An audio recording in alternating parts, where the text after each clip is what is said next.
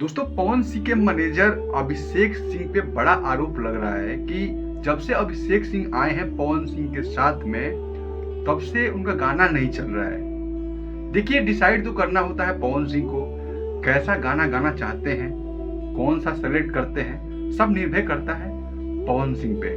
Pawan Singh choose करते हैं। कुछ लोग कह रहे हैं कि अभिषेक सिंह की सारी गलतियां हैं और अभिषेक सिंह जब से आए हैं भोजपुरी के पावर स्टार के मैनेजर बन के, तब से पावर स्टार की जो स्टारडम है घटता नजर आ रहा है। तो कहीं ना कहीं इस बात से कोई मतलब नहीं है, इस बात का बिल्कुल ये बात बेकार है।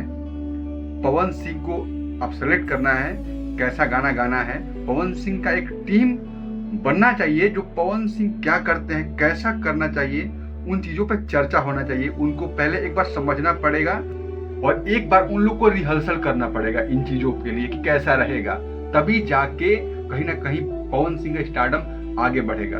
दीपक सिंह समझदार व्यक्ति थे, कहीं ना कहीं अभिषेक सिंह पे आरोप लगाना बिल्कुल गलत है।